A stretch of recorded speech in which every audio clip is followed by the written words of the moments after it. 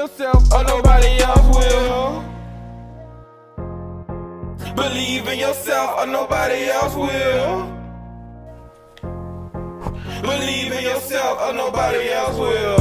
Eyes brought y'all focus like I'm on the pill. Turn the vision like I see me some open field. I'm trying to talk for a living like I'm Dr. Phil. What's up, everybody? It's your boy J.O. bringing you another episode of The Adjustments. And boy, this week has been crazy when it comes to NFL, man. So many moves. Well, it's one blockbuster trade, really. A couple trades, actually. And then a couple people staying where they are, you know. So free agency, basically, you know, throughout the franchise tag deadline, you know, which ended on Tuesday of this week. You know, a lot of receivers got franchise tag that we thought were going to be on the market. Quarterbacks stayed, quarterbacks moved, and the first thing that we can talk about, man, is the biggest trade I ever seen in my life. You know, the Russell Wilson trade, man. The Seahawks traded Russell Wilson to the Broncos for 2 firsts, 2 second-round picks, a 5th-round pick, and 3 players: Drew Lock, Noah Fant, and Shelby Harris. Okay, if I was the Seahawks and we were talking about, you know, trading Russell Wilson, I'm about to say Russell Westbrook, but Russell Wilson, that would have been what I looked for. You know what I'm saying? To get a caliber player like Russell Wilson, you got to give up a lot. Probably more than I thought, but hey, they got it done, and 5 picks and 3 players is what got it done, basically. So that just shows the caliber player that Russell Wilson is. You know, he's just dynamic in every way. He hasn't won recently, you know, since the Legion of Boom. Everybody's gonna say that, you know, but Russ has kind of been bottled, you know, in Seattle. You know, Pete Carroll, he's made it known that he wants to play great defense and run the ball. He thinks that's the formula to win. It has won in the league for a long time, you know, but at this day and age, you know, the quarterbacks, man, it's come down to the quarterback, the last given drive of the game, and your quarterback has to win you the game. So Russ has done that, you know, maybe not at the biggest stage, you know, recently, you know, because he won the Super Bowl, but you know, recently he hasn't had the playoff success, you know, that you would think a caliber quarterback of Russell Wilson would have. A lot of things play into that, like the team around him. They never gave him an offensive line. You always see Russell running around, you know, making things happen with his legs. And that's always been the MO, man. That's been Russell Wilson for his whole career. And he's done it at the highest level, you know. It's not a lot of quarterbacks that you can count on your hand, you know, that's better than Russell Wilson. So the Broncos get them the quarterback that they've been looking for, you know, a guy that can come in and basically elevate them into success, you know, even though it's in now, which I think is the toughest division in football, the AFC West. You know, you got the Chiefs, you know, with my homeboy and company over there topping that division. Then you got the young gun and Justin Herbert. You know, he coming into his 3rd year, and you can only guess that he's going to get even better than he is right now. You know, so it's just crazy. You add Russell Wilson to the Broncos. He's probably he's the 2nd best quarterback in that division, even though Justin Herbert 2 years in has looked phenomenal, you know. But you can't discard what Russell Wilson has done his whole career, you know, consistency. Every single year you get what you get from Russell. He's going to give you what he gets. I mean, he was hurt this year, so you didn't see it as much this year, but we know what Russell Wilson brings to your team. And then you can't sleep on the Raiders, you know. Derek Carr probably is the most underrated quarterback in the league, you know. Derek Carr takes the Raiders They always win in about 7 to 8 games a year. This year they went to the playoffs, and it's all on the back of him. You know, that defense definitely showed up in certain situations. You know, you can't do it by yourself, obviously, but Derek Carr, like I said earlier, those situations where the quarterback has to win you the game on the last drive, he is the epitome of that.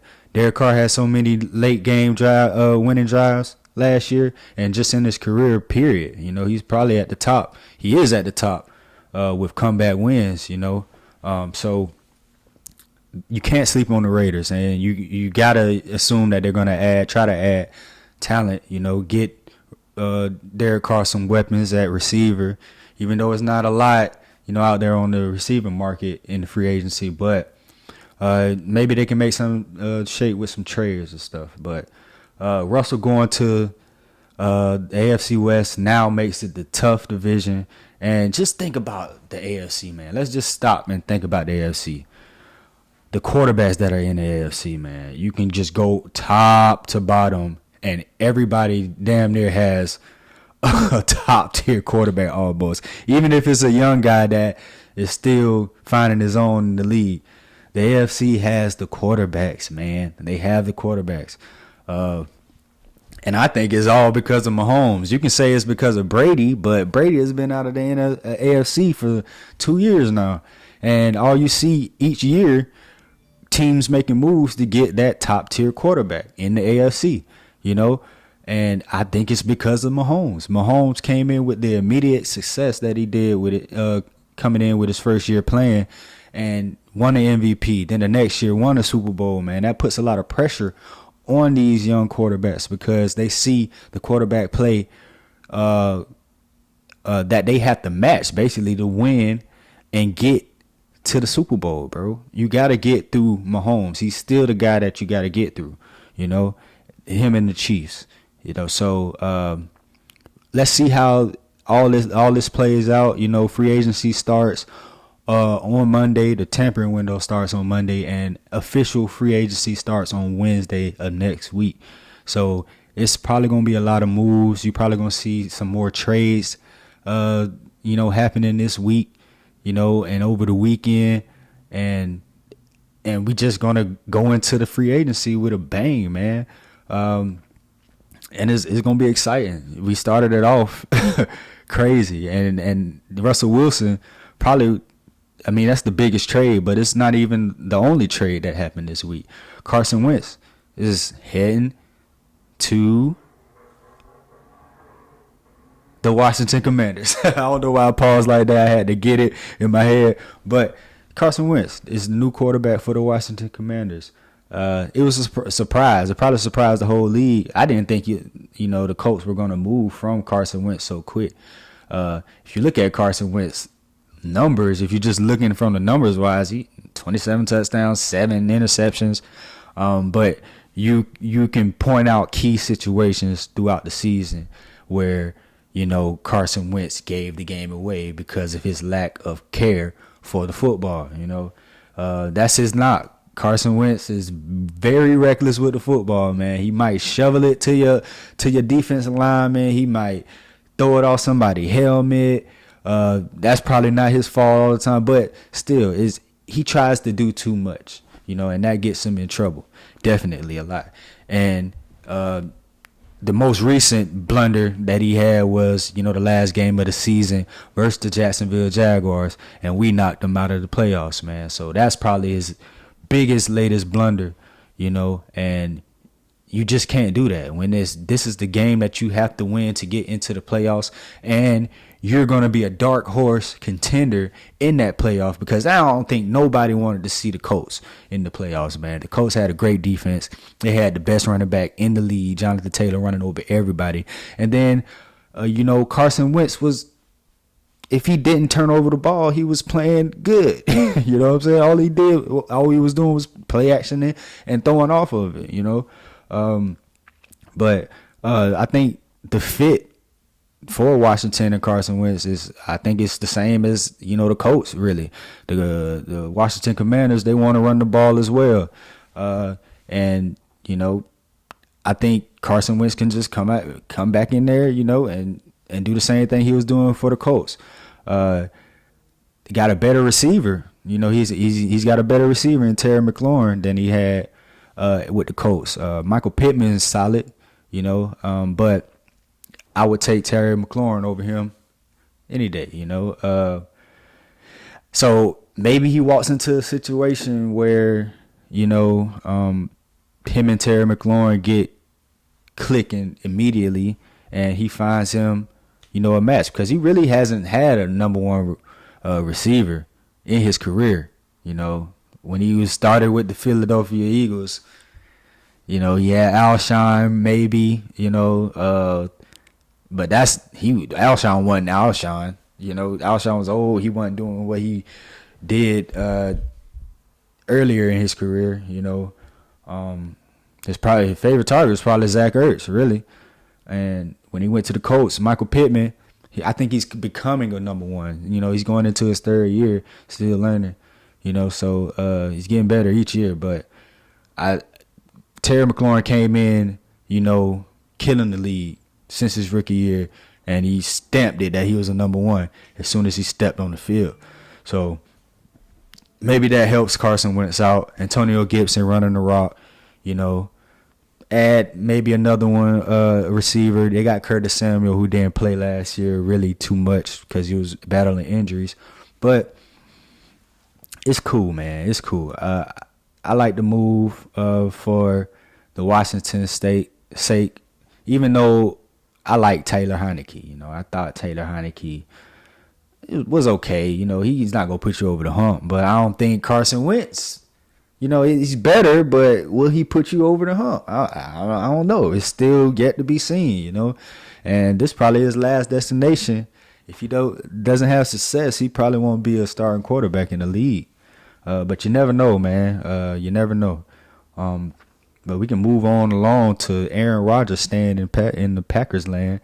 He's staying in Green Bay, not going anywhere. That was my feeling from the get-go. That's what I thought was going to happen. Because you don't just do all this and try to get all this attention, have talks with the Green Bay Packers, and just all this fuss about, I don't know. I just don't know. I'm glad that he stayed. They're still working out contract deals, but it gets kind of tiring talking about Aaron Rodgers, and I think something that Charles Barkley said that is true. He's just a girl that you got to tell she's pretty every single day. Every time you see her, you got to tell her she's pretty. That's Aaron Rodgers, man. So they got a lot of cap work to do. Devontae Adams, they plan on franchise tagging him as well. So they're one of the teams that are under the cap by an overwhelming amount, and they just got to work around the numbers. The way they do it now, they signing bonus, turning salary into signing bonus. That's a loophole to get money off of the books, basically. So they'll move a couple people around. So Green Bay will be all right, man. That's all you need. They got Aaron Rodgers, the best quarterback in that conference, So I think Green Bay will be okay, definitely. They top of the NFC again. It's just they got to win the chip, man. That's the last thing that Aaron Rodgers really has to do, and I think he'll call it a day, man. I think he'll call it a career. He wins 10-plus games a year. They in the NFC Championship the last 2 years. It's just they get to the playoffs, bro. It's just, I don't know, man. They just don't make it happen, bro. And every single year I'm up and down against Aaron, up during the regular season with Aaron Rodgers, and then when it comes to the postseason, man, and it's that game where he got to take chances and actually will his team to win, he just doesn't do it. He just doesn't do it. He can, but he just doesn't do it. I don't know why, man. But that's just Aaron Rodgers. So we just got to see, man. I just hate that Devontae Adams, doesn't really, he's not going to get the chance to, hit free agency, just to get, so the Jaguars can take a shot at him, but it's a lot of receivers that the Jaguars not going to be able to take a shot at, like Chris Godwin, who's getting franchise tagged by the Bucs.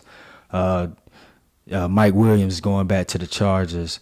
It's just certain guys that I thought the Jaguars were going to take looks at and probably make some calls about. They're not even going to be on the market. So the receiver market is not as high as we thought it was going to be, as high end as we thought it was going to be.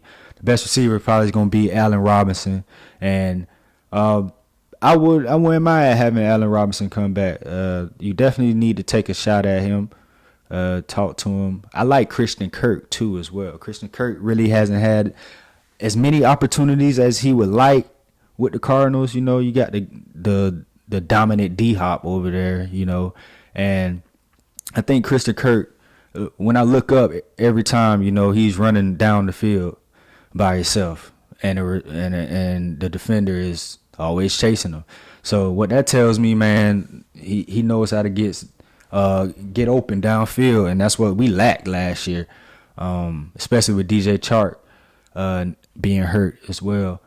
But Christian Kirk can be an underrated signing for the Jaguars at the receiver position.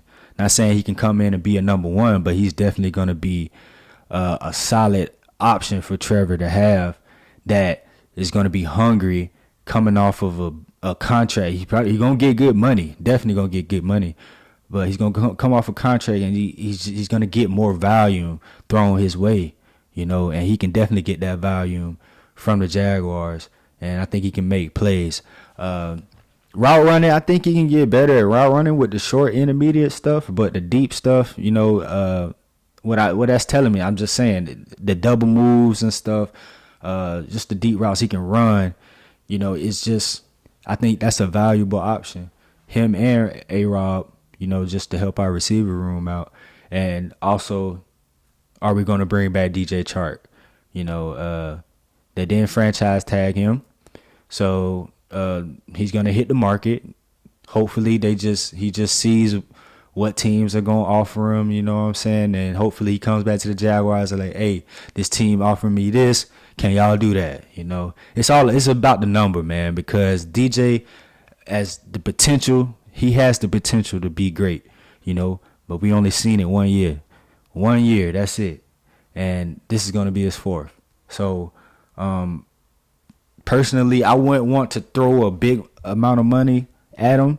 You know, a serviceable amount, definitely. You give him something on the top just because we think you're gonna be a guy. You know what I'm saying? Or we know you can be the guy. So throw a little cherry on the top. You know, but don't overblow it. And I don't like talking about what a guy is worth. You know, because I want a guy to get that money, but when it comes to the Jaguars, man, I don't fall in love with no player, man. I fall in love with the Jaguars. I'm a Jaguar fan.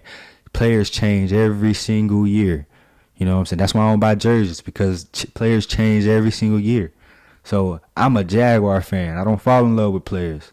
It will be cool if DJ Chark does not sign with the Jaguars. It'll be all right. It'll be okay.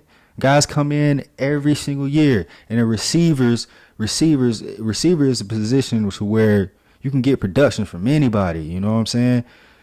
You can get production, you know, but it has to be guys, you know. We haven't gotten the production from our receivers, you know, so you can definitely dispute that that statement that I just made. But I'm just saying, you know, a good receiver, a solid receiver is going to get open, and they're going to make their catches, and that's the beauty of, you know, receiver. You rely on somebody else to get you the ball, but if you put yourself in a better position and make yourself known and put yourself out to create separation from defenders, man, you're going to get the ball more than usual, just because the quarterback knows that you're going to be open. Easier said than done, but that's just about your craft, man. It's about your craft. That's it. Work on it.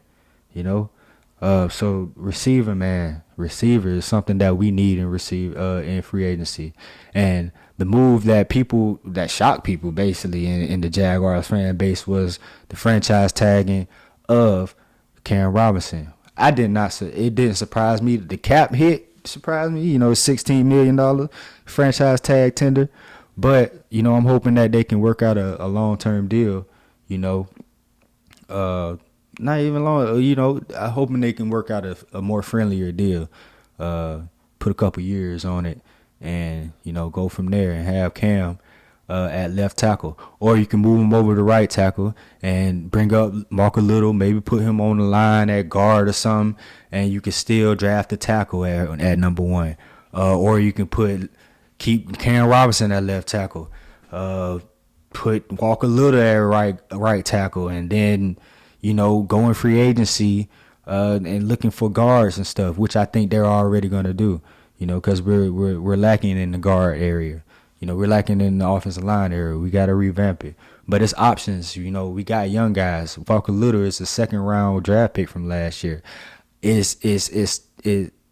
can't get it out of my mind that, you know, he was a second-round draft pick and, you know, he barely played last year, but he was learning. He played at the last, you know, later in the season, and he played pretty good, you know.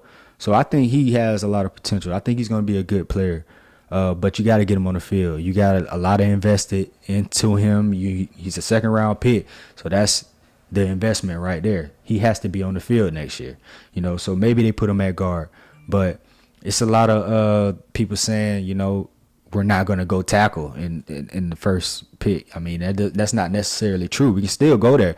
This number 1 pick, man, it banks off of what we do in free agency, what we get in free agency. But, you know, you still can attack the offensive line. You know, you can still get Evan Neal. You still get a Kwanu. And you can get an edge rusher, man. You can get Hutchinson. It really don't matter. You know, you're in a pristine spot right now. You can trade down and still get an offensive lineman or still get a pass rusher. You know, it's a lot of offensive linemen in this draft, a lot of receivers in this draft, a lot of edge rushers in this draft.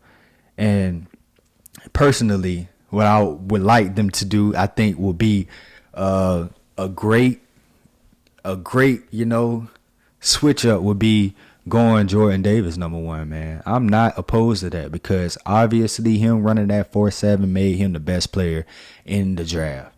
And with the number 1 pick, I feel like that symbolizes that you are the best in the draft. So, I mean, Jordan Davis would be a staple immediately in the middle of our defense at the nose tackle position, wherever you want to play him. He can even play the 3 technique. He can play defense. It don't matter, bro, because when you show that type of athleticism at 6'6", 341, and you run a 4.7, you know, 10-yard split, 1.62, like that's getting off the ball. That's what that measures. You know, he gets off the ball, and you know, I just think that would be a viable. I would not be mad with Jordan Davis, man. I would not be mad with that, man.